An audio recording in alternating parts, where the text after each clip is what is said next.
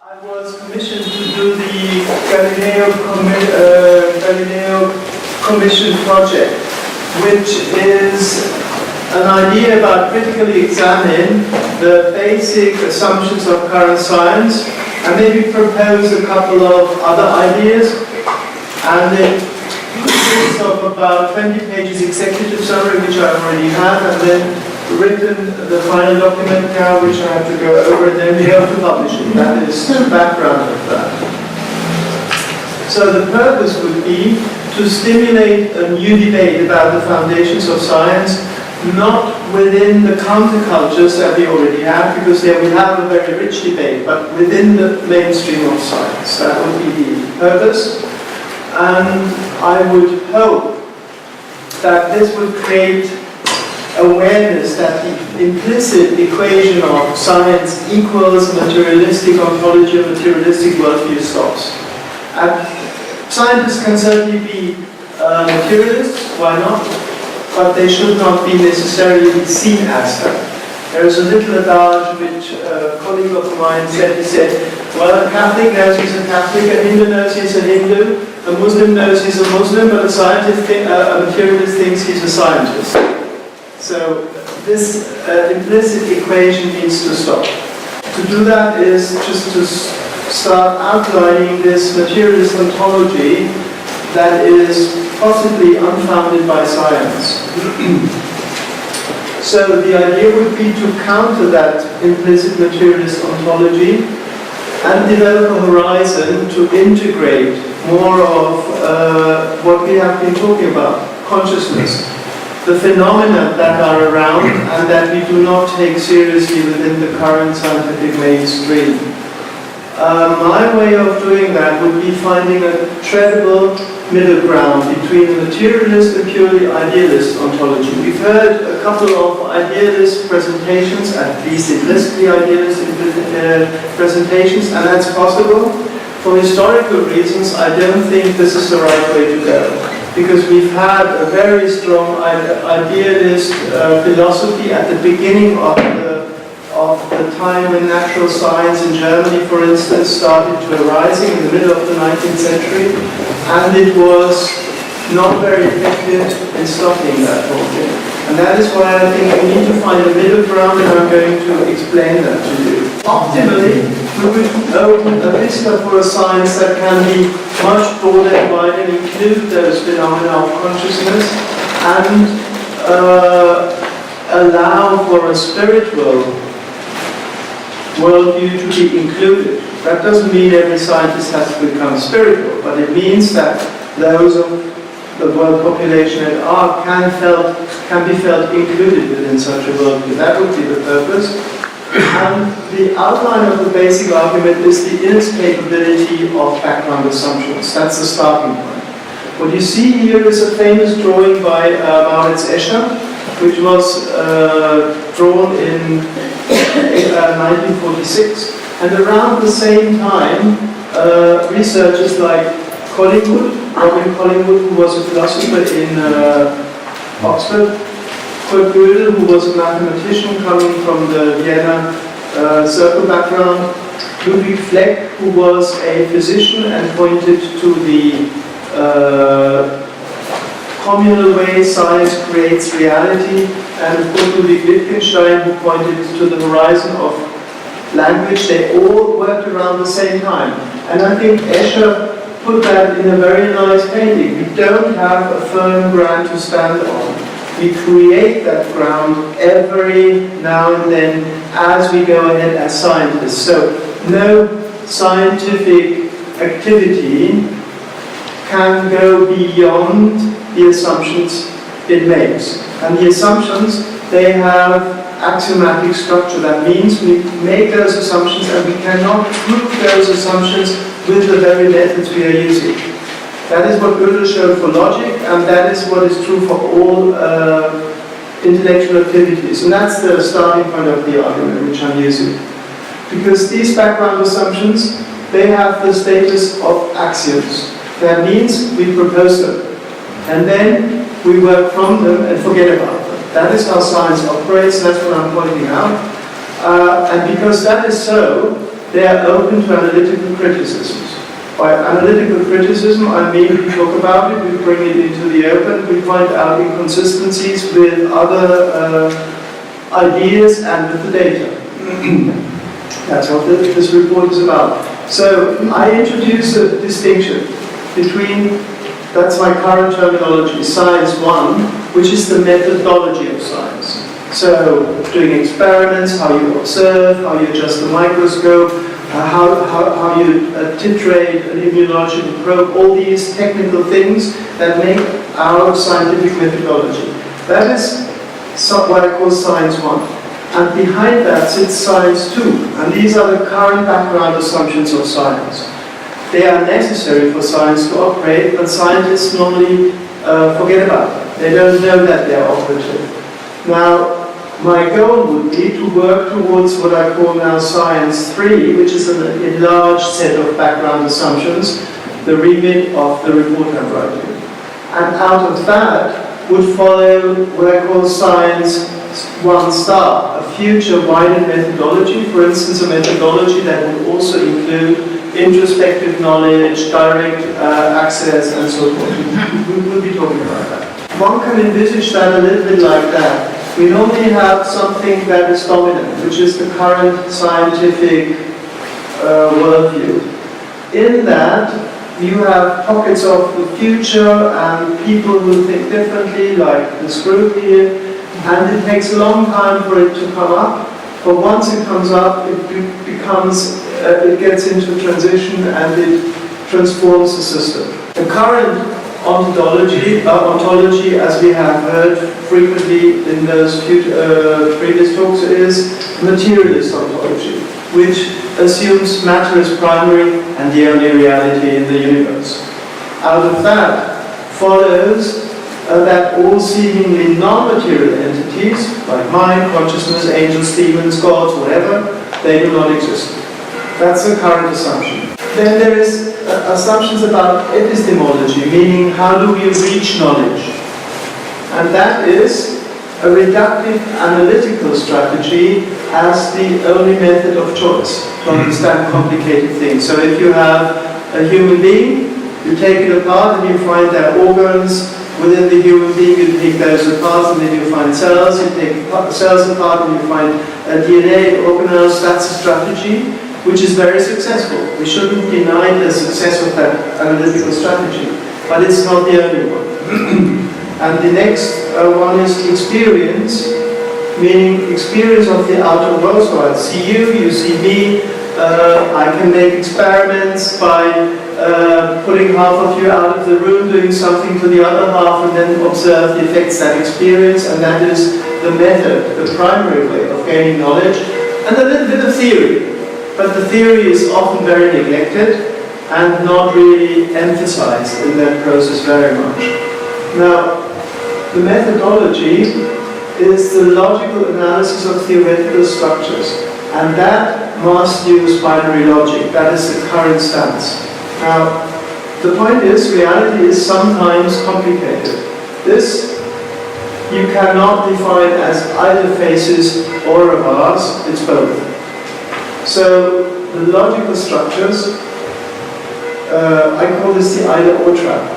Someone has mentioned that yesterday already. So the logical structures of either-or, binary logic, apply only to sentences. It's actually wrong to say Aristotle introduced that into our philosophy. He did, but he was very strict that the either-or structure of sentences, as computer scientists use, for instance, for algorithms, only applies to sentences and not to reality. Because for reality and for understanding reality, Aristotle and the Greeks had a different term, noesis, which is the insight into the structure of reality. And that may or may not follow that logical structure. The world at large is probably more complex, and so we will probably need different intellectual structures to capture that. So what I would be saying is that science is actually reducing complexity illicitly. It's doing things it shouldn't be doing. Now when it comes to ethics, it's quite interesting. Science is actually not in a position to provide us with any ethics at all, because ethics is not found in nature. or at least not directly.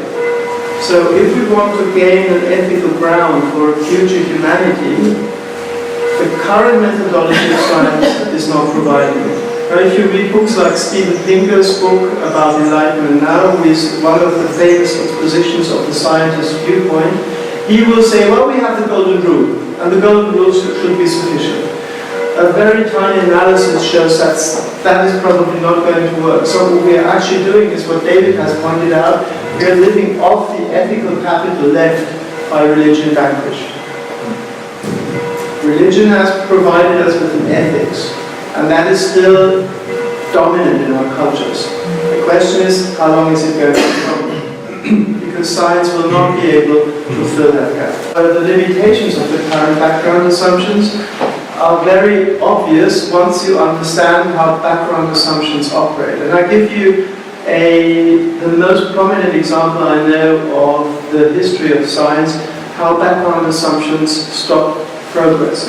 And the historical example comes from how Harvey discovered the heartbeat.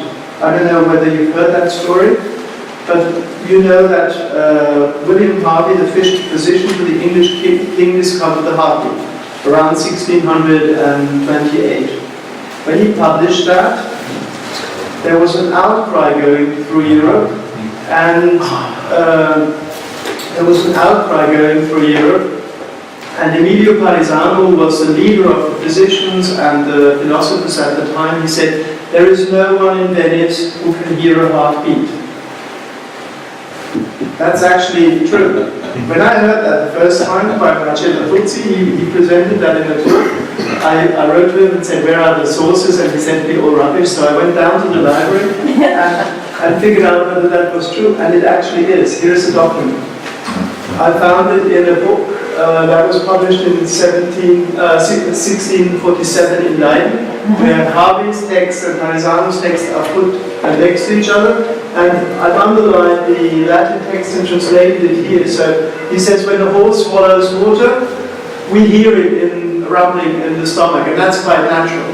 But how should a blood flowing from the heart into the veins or into the aorta produce a sound? And then he says, that's very interesting, he says, we cannot hear that, except Harvey lends us his hearing aid. So he gets a little bit ironic about that at this point, right? And so it goes on and says, what Harvey actually says, that there is a pulse. We cannot hear, and there is no one in Venice who can. This is the sentence here. And when he also adds a sound, we deaf one, no sodastri audire non possumus. We deaf one cannot hear that, nec venitius sunt audiam. There is no one in Venice who can. It's amazing.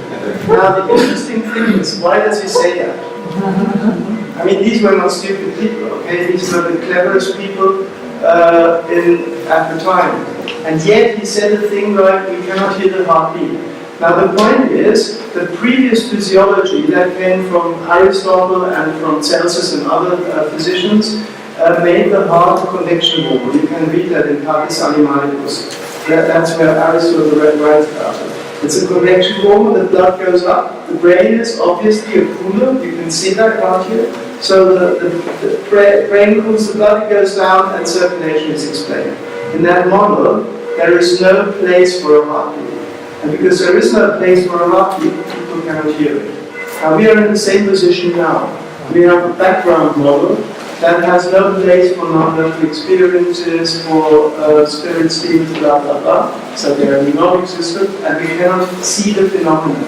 That is how background assumptions hinder us, literally, from seeing things that are in front of our eyes. When I say us, I mean the culture. So these limitations of the ontology leaves consciousness unexplained, because it works. And the point is, it works only by assuming that put the thing the other way. If I am a materialist and say consciousness does not exist, I'm actually making a contradiction, because I'm saying something about consciousness that I cannot actually prove. I make the assumption of consciousness by stating that I can reduce consciousness to material activity. That is the structure of the argument. So, therefore, the materialist has to show that consciousness can be fully explained within a materialist framework. That has been uttered by Émile Dubois-Reymond, who was a famous Berlin physician, in 1842. And ever since, we are waiting for this materialist theory, and it's not coming forward. As someone yesterday explained, I think it was you with the Nature article, people still think it's the single most open question. So we don't have that theory, and we likely will not have it. Now the point is, consciousness is likely not explainable by introduction to materialist activities. So my proposal is a minimum consensus, which I would call a complementarist stance, where consciousness and matter are two sides of the reality. That goes back to Spinoza and Leibniz and other thinkers who proposed that. So I don't know whether you can see that very well. But this is something that looks like a parrot, right? But it's actually not a parrot. It's a lady sitting on a tree, and she's dressed up like a parrot. She's holding her hand here, and that's my image of complementarity. You have one thing that looks like one thing, but actually is also another thing, and it can be seen in both ways. And it's not true to say this is what it is. The limitations of the materialist ontology is that it leaves empirical data unexplained. And by empirical data, I mean veridical experiences, often under as cognitions, the whole parapsychological database of telepathy and all other things. They actually question the rigidity of that temporal arrow that special relativity is pointing out and spanning up. That is a recent article by Esther Galileo published in the American Psychologist about the seriousness of parapsychological claims. It consists of all the meta-analyses, and this is only half of the table. It consists of all the meta-analyses that have been done in parapsychology. This is the dream transfer studies up here. Well, anyway, it's the dream studies, it's the pre-sentiment studies, it's the precognition studies, it's post-choice studies, and what you have to look here is these are the significances of the meta-analysis. What you can see in all these columns is it's at least 10 to the minus 5, 10 to the minus 6 significantly if you compile all the evidence. Meta-analysis has been always criticized for if you jot everything in, you get something out which you don't really know. And I think that criticism is valid to some point. But if you accumulate all the evidence, I think you cannot make an argument saying you can ignore it. I don't think you can. And that's the gist of the argument of Entanglement. It's an important sign that a mainstream journal like American Psychologist published that, I think, 3 months ago or so. So we have a very strong database in parapsychology that needs to be neglected if you want to uphold a materialist worldview. Then the other thing is near-death experiences. There are a lot of near-death experiences out there in the literature, but that book by Titus Rivas and colleagues from the Netherlands collected 100 and some cases where we have a common phenomenology. All these people were medically,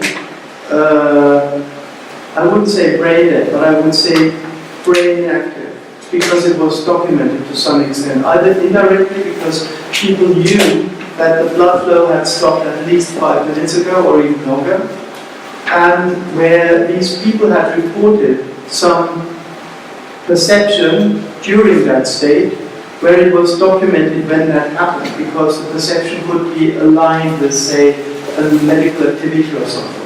And all these 100 plus cases point to the fact that at least sometimes, it's not very often, but at least sometimes consciousness can be present without a complex brain activity. And the emphasis is on complex brain activity. Because there will always be some residual brain activity in the brain stem, otherwise the brain will be back into activity, right?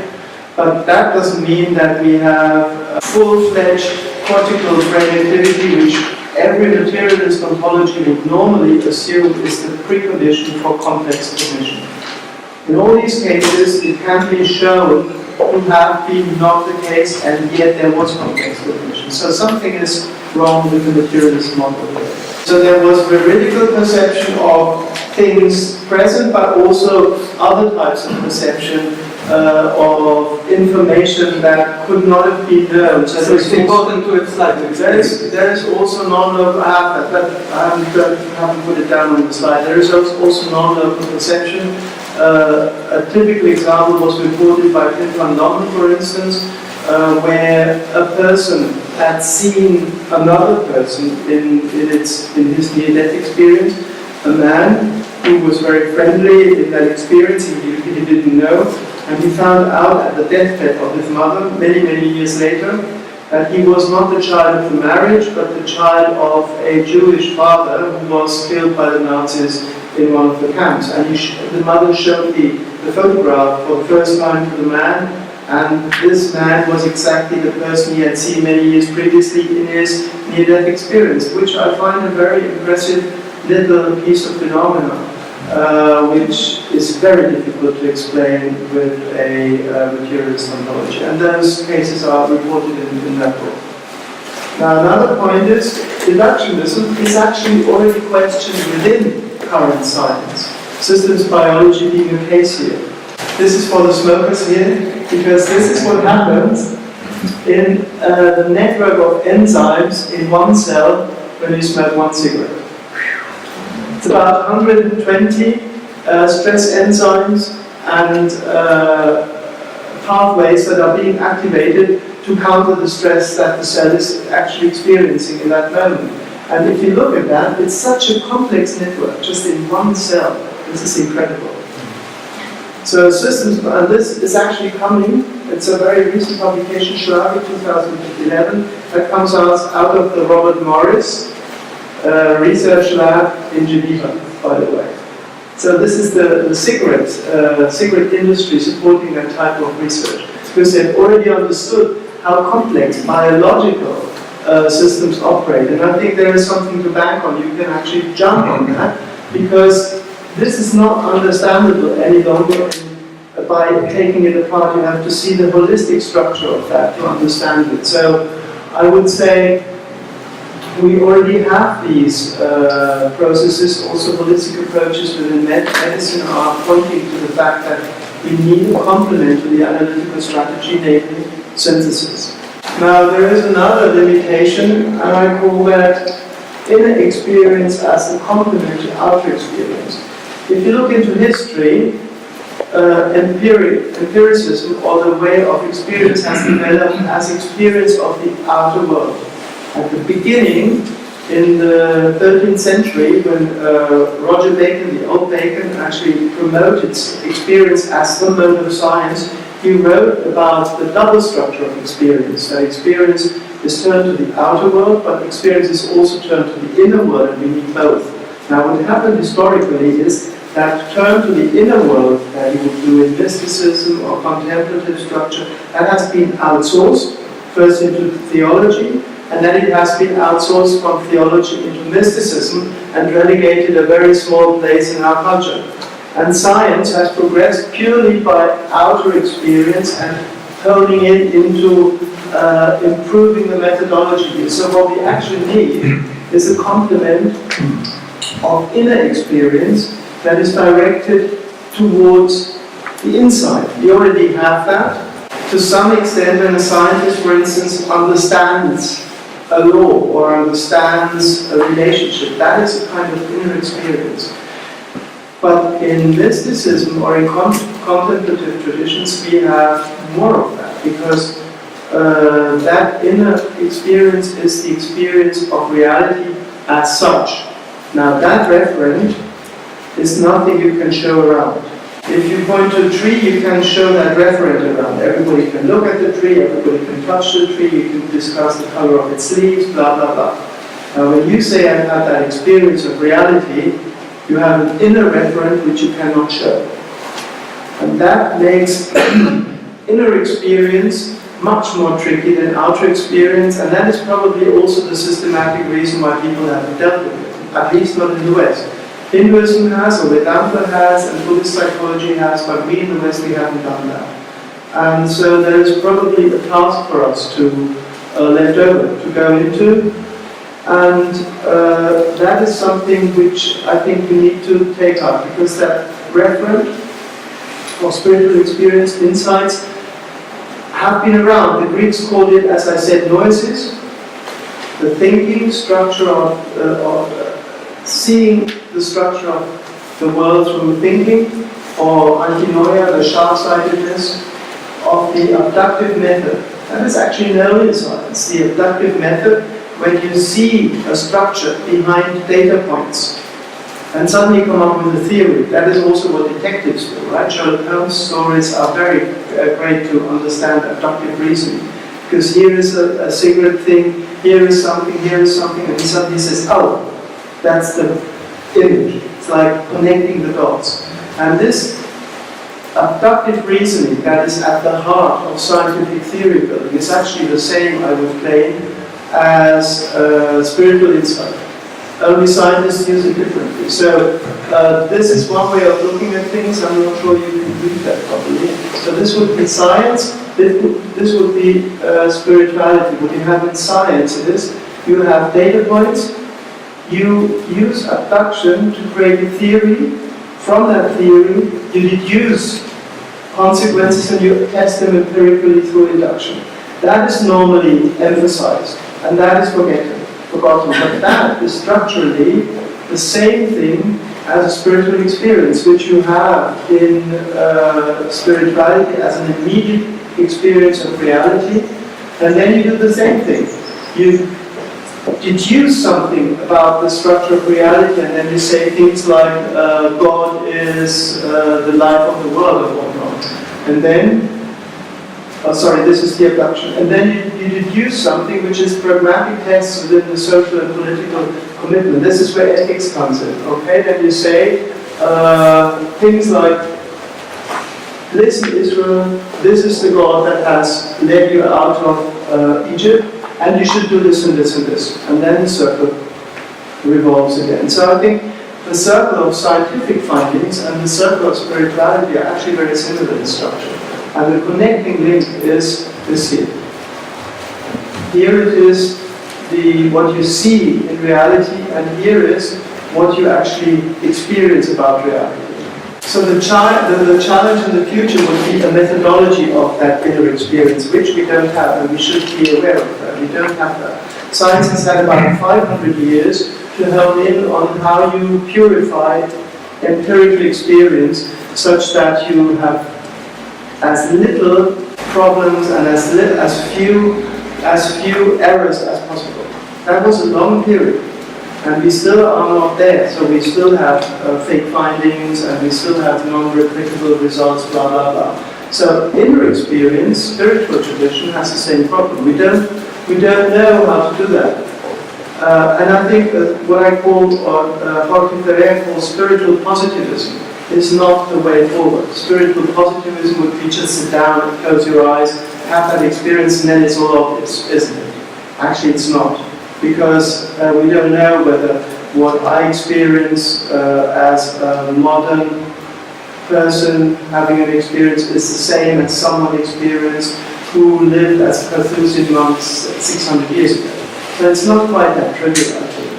And we would have to implement a methodology which we don't have.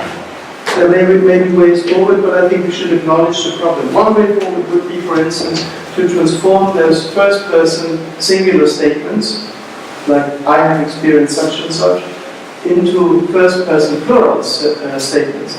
We all have experienced such and such.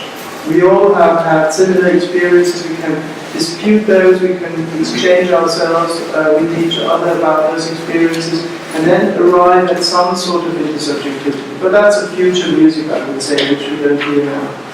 Another point is inclusive thinking. Left brain thinking has been mentioned a lot, and I'm drawing on McGilchrist's massive work on how our culture came to dominate the left brain activity, or how the left brain activity came to dominate our culture. And I think this has to do with either or reasoning. Now, if we go for a contemplative tradition, as has been mentioned, what I would like to call a culture of consciousness, which is the translation of the Pali term dhyana, then we probably have a future methodology that could also help science, because I think scientists who are a little bit more grounded in their own consciousness, have some cultural consciousness themselves, and probably as just pointed out, 25 minutes every day, will certainly arrive at different conclusions, and they will have different modes of operation. Because the studies in meditation have actually shown one commonality of different meditation traditions is that the connection between the two hemispheres is strengthened by meditation. That is a very robust finding, and I find that quite impressive, because it probably would mean that we get rid of that limiting either-or thinking, or at least we apply the either-or thinking where it belongs and leave it where it doesn't belong. There is an interesting example here. Science has for a very long time operated on the premise either something is a neuronal event or something is an immunological event, and has separated the systems, which hindered the progress of science for a long time. Now we know there is no such thing as a molecule that is only a transmitter. Every transmitter has also immunological functions. Most of them have also humoral functions, and the other way around. So this is a sign, or this is an example of how the either-or reasoning through the separation of the immune and nervous system hindered actually progress, and that would be good. Now, ethics and value, political consensus is probably not enough to secure ethics. And we could look at ethics, thank you. We could look at ethics from the point of view that ethics is the collective reflex of meaning. Now, if you find meaning in your life, what you do is you sit down and you connect all the dots of your life, and then suddenly something emerges. It's actually an inner experience. And I would say that ethical structures are inner structures of the world. So if there is an ethical absolute, for instance, you shouldn't kill or you shouldn't lie, then this ethical absolute, I think, is likely to be an inner structure of our world which you experience by going inside. And I suggest this is how ethics has come about previously in religion, for instance. So one would go about doing that. So the problem, the ethical problems I've listed here, they cannot be solved by outer experience. Ethical behavior has to be either intrinsically motivated for inside of experience or it's not existent. And therefore I think this is one way forward here. So what would Science 3 look like? Here's a rough outline for the next 20 minutes or so. I think we need to go for an enlarged set of background assumptions, and one important thing is to include consciousness. And I think we can do that by including consciousness as a complementary aspect of reality, complementary to matter. We would have to use methods to train and work with consciousness as part of the scientific remit. So we will be talking about a contemplative science really. And part of that is that we rehabilitate introspection or inexperience as a valid access route to reality. We already have that in science, at theoretical insight. We already have that in finding meaning. And now what we have to do is transpose that into insight about ethics and values. That would actually lead to the rehabilitation of introspection as a scientific method, which is already underway. So there has been a lot of work being done in qualitative research, in psychology, in sociology, but that also approaches things from the outside. What we are arguing here is we have to go inside to find structure and meaning about the world, and that is something which we already have in some Eastern approaches. Now this is the way I would suggest we can go about integrating consciousness.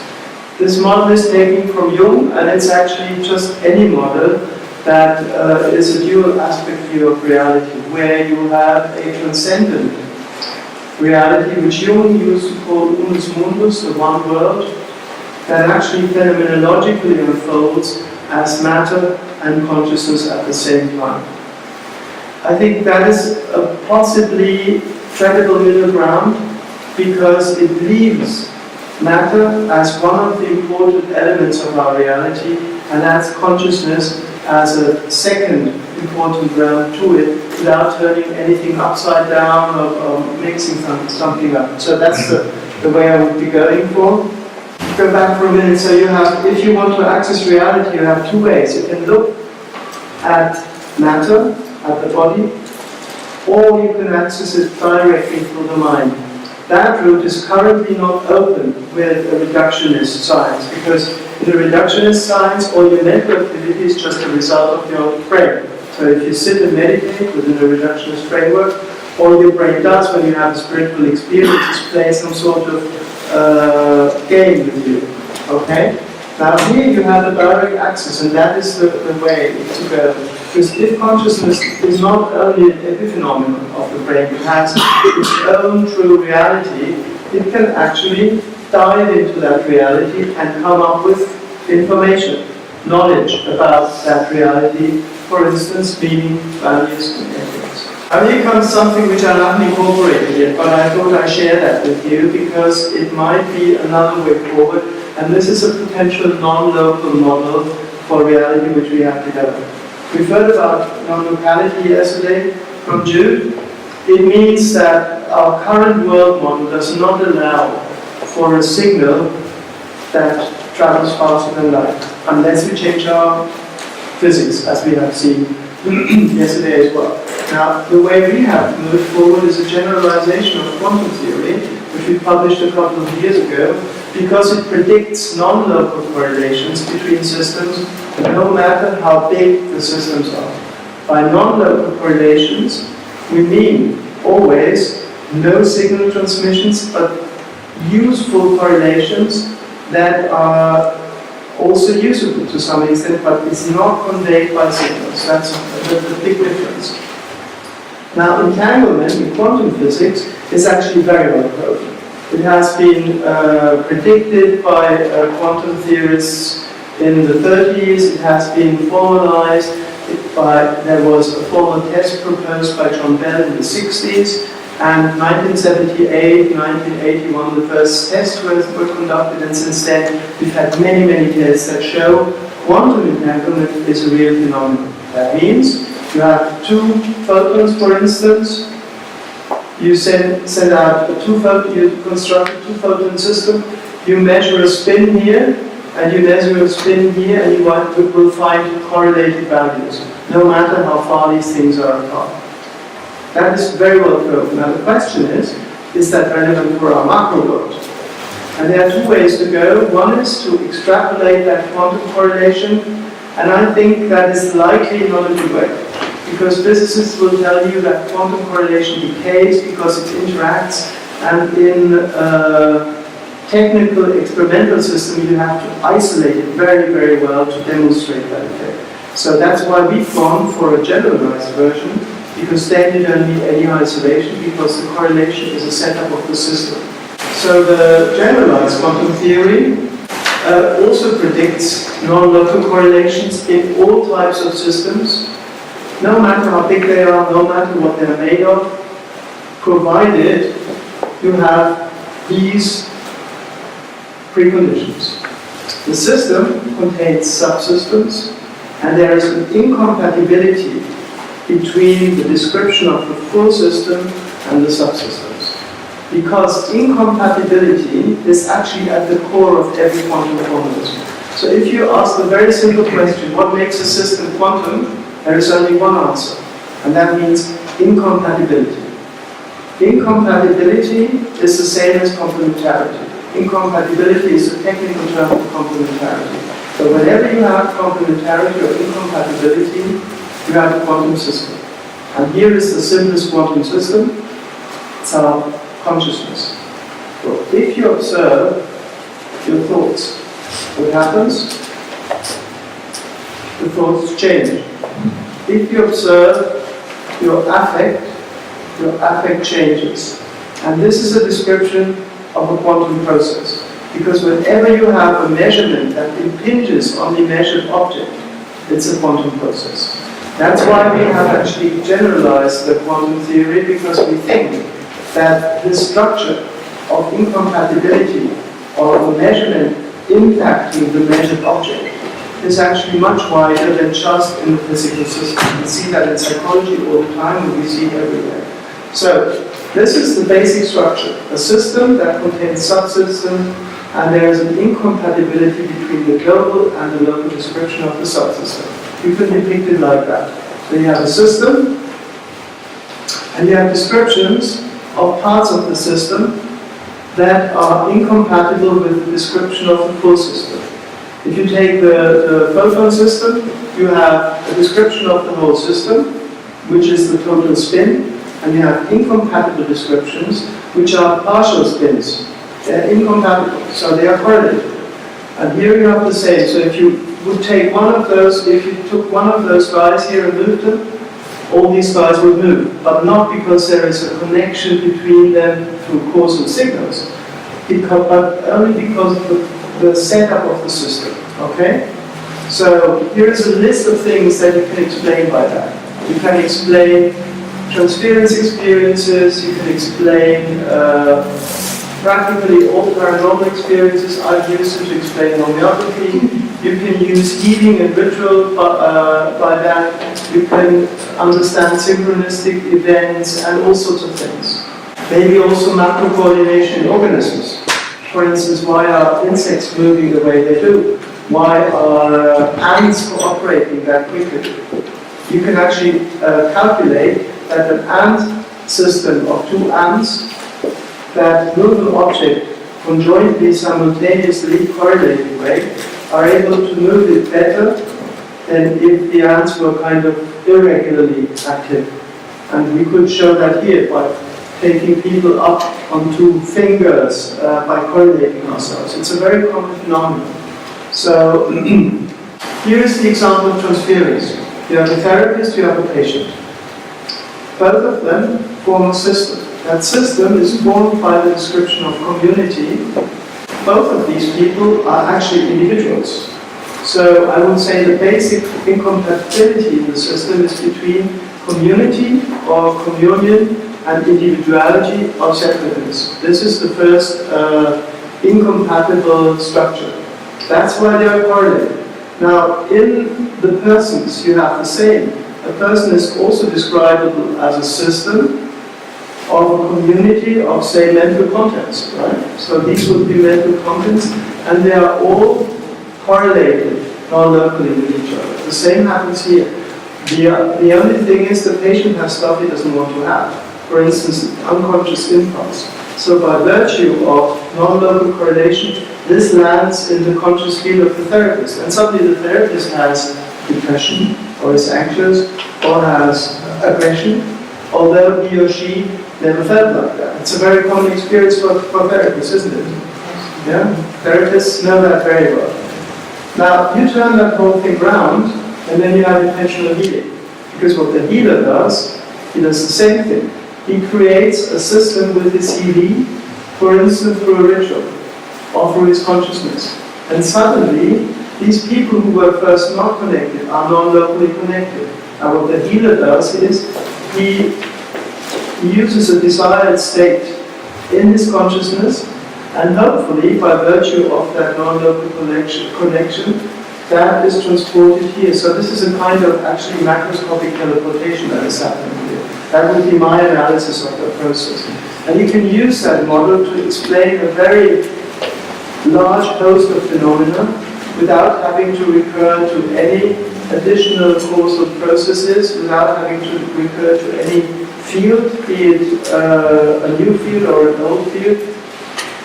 And I don't think field theories are very helpful because the phenomena which we see here, they do not obey those laws in empirical terms. That's a bit complicating. I'm not going into that. If you want to hear about that, I'm happy to talk to you about it. So, those would be future's direction. What we want is that the public discourse is opened. The public discourse between scientists of a materialist leaning and people who would contend that, maybe the scientific medical network, for instance, right? How can we do that? Maybe resources on the internet, publishing books, publishing articles, writing about it, maybe having a series of conferences, maybe publication of a book series, something like that. Impact the scientific mainstream. 12 more minutes for discussion? Yeah. So, is that convincing to you? Yes. What would you like to see? Other ideas, other points? So, look here, John. John, thank you. I'm still hung up on basically the Akashic field. I don't know still in the room, but I find I'm so mechanistically conditioned. We all are, not you. We are all mechanistically. So my hang up is, I think your last slide with the dotted line between the patient and the therapist. What is the mechanism, or are we? There is no mechanism. That's the message. That's the problem. That's the difference between a field concept and that concept. The field concept offers you a mechanism, but it also demands that you have a carrier of sorts for that mechanism. This is a purely non-local mechanism, which with mechanism in inverted commas. There is no field, and there is no mechanism, and there is no carrier. There's just correlation, but meaningful correlation. And the point is, the meaningful correlation can be built up by consciousness. So I have the experience of that. That's going to be a very difficult concept to sell. I've been grabbing at Irving's Akashic field as being the mechanism, albeit not electromagnetic, but some other, but nevertheless a intergalactic mechanism which can explain this. I mean, why not go for the Akashic field? I'll tell you what, I mean, let me start with one step back. It might be true that there is such a field, and I'm not saying there is not. All I'm saying is that such a process is probably easier to sell currently, because it is an immediate derivation of the quantum theoretical framework, which is very easily formalized. We've done that, we've published that, and everybody who understands only a little bit of physics sees that this is the immediate consequence of the formalism. So it is actually formally derivable and provable that this should happen. Now all we need to do is see how you can apply it to all sorts of things. And then you have a theoretical reconstruction of phenomena that you otherwise wouldn't be able to reconstruct. That does not mean this is the truth. There might be an Akashic field, but the Akashic field or another field, I think, is scientifically much more difficult to sell, because the current physical structure does not allow for those particles, except maybe that speed of hyperlight speed of the gravitational field. But I'm not an expert there. I would have to check out whether that is actually an option. If it were, it would be another option. But I think that is actually scientifically much more difficult to solve. That would be my hunch. Thank you very much. So what kind of information has been studied so far about the triangulation between biophotons, the quantum hologram or the God particle, and then when we're looking at, missing the third one, but talk about those two first and I'll bring in the third. I'm not sure I got your question. What? Yeah, so there's a correlation that happens between the, we heard about Jude talking yesterday about how information is physical, which you can actually start to see within the biophoton, right? And photons. So physicists say that they're information carriers. So what is the correlation that we're seeing between, if we look at this healer and the healee, all right, and we look at, well, how is it traveling? Is there any study that's correlating the relationship with the quantum field and the ability to travel, also within the myofascial system in the body? It's a good question, which I'm not sure I can answer. I would say you could probably see correlated states in all different planes of reality. So there may be correlated photons, why not? There may be other correlated biological processes such as EEG and ECG. But, and this is the but, I'm not sure there is a carrier between those, because the mechanism or the process by which they are correlated is a systemic one. That would be the consequence of our model. And I'm not saying it's true, I'm just saying this is one way of looking at it. Right. Yeah? The third variable I was trying to think of was the entanglement theory. So Yeah. that if you triangulate those No, together, the point is physical entanglement within say, a biphoton system, there is no carrier. And that's the point of it. That the non-local correlation is not carried by any information, that we know. That is absolutely sure. The point is there a correlational structure also in the macro world? And our system, our theoretical model says yes, there is. Yeah, and my question is related to sort of practical work I'm doing at the moment with an organisation called the World Sustainable Development Forum. And this is an organisation tackling the Sustainable Development Goals, or the 18 goals: deforestation, pollution, carbon emissions, equality, etc. And most of the suggested ways we can solve these major world problems, I am convinced are not going to work. Throwing more money at it, trying to persuade politicians or economists to do things differently, trying to solve it through new types of science. So I've come to the conclusion that the only way we can really save this planet as a species is to change the way we think about ourselves. So the way we think of ourselves and our consciousness, and thinking of ourselves as immortal beings, not finite beings, and recognising our inherent spirituality. So my question is to do with your goal and your report, the Galileo report that I'm doing. I'm just wondering if that very, very convincing argument you presented is going to help me to get that message across in a way that skeptics. You have to put the two things together. I think it would, because if science were more open to that type of argument, it would by definition and by default reduce the inherent materialist mindset. That's what I'm thinking. Yeah, that's the major goal. That's the major goal. So will your report be available? Yeah, that's the plan. Yeah, the plan is that we're going to produce a version with introductions and background, executive summaries, and that will be the booklet report that you actually have printed that by the end of the month. And that will also be available as a PDF.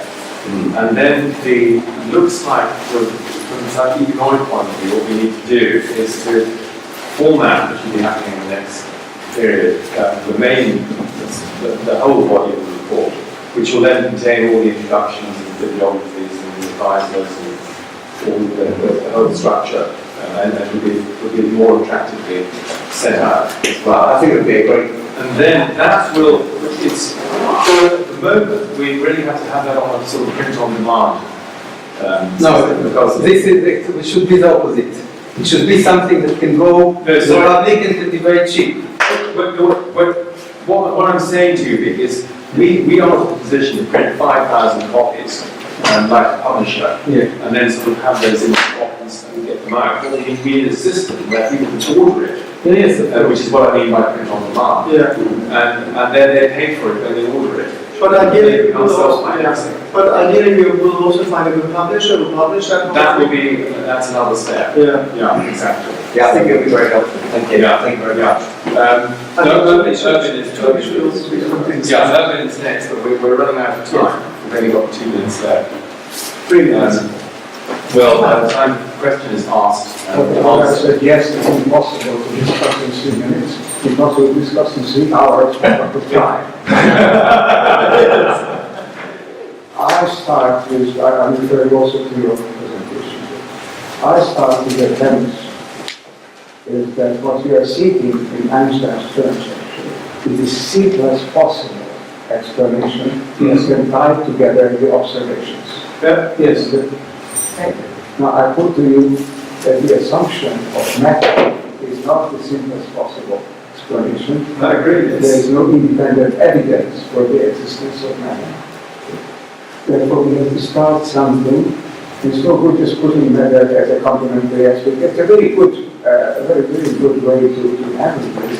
But ultimately, if you can do without matter, you can build a simpler system. That will be another 100 years' time. Well, I have published now several books on a paradigm, the new paradigm, which does not have matter. For example, the book on reality. Yeah. My latest book was of Intelligence of the Cosmos, which I'm writing now.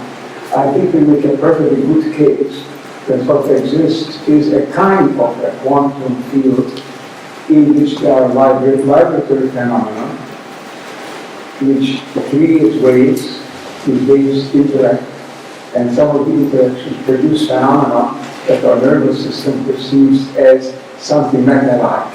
Okay? And that it doesn't make an explanation that is speculative and that's amplificatory of the basic fact. Let's start with the fact. We have a universe which is more complex than we can explain in terms of matter and ideas. This universe creates phenomena, and it just creates a series of evolutionary progression of phenomena. These phenomena produce different impressions when an observer of the human comes. And some of these phenomena appear matter-like, some appear ideal-like, some appear non-local, some appear local. But ultimately, what I call the attention to, I will not amplify to say that this is not a material or a non-material field. It is a field that goes beyond all conceptions of materiality or non-materiality.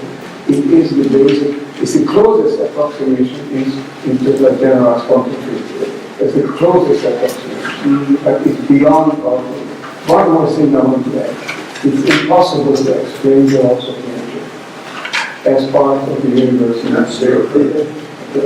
So you have to have the explicate order and the implicate order, or Plato's dimension and the cave dimension. So if you have the minimal assumption that you have a totality which is quantum-like, which has two dimensions, the basic dimension which is immobile, which is invariant, which contains the laws of nature, and a surface dimension, manifest dimension, where these laws are acting out, and this will be a kind of whole. So maybe the real reality is in the big dimension, but we don't observe it. Yeah. We observe only the effects. But Plato said it's going to have to be observed. And with has to be there. We need another, we need a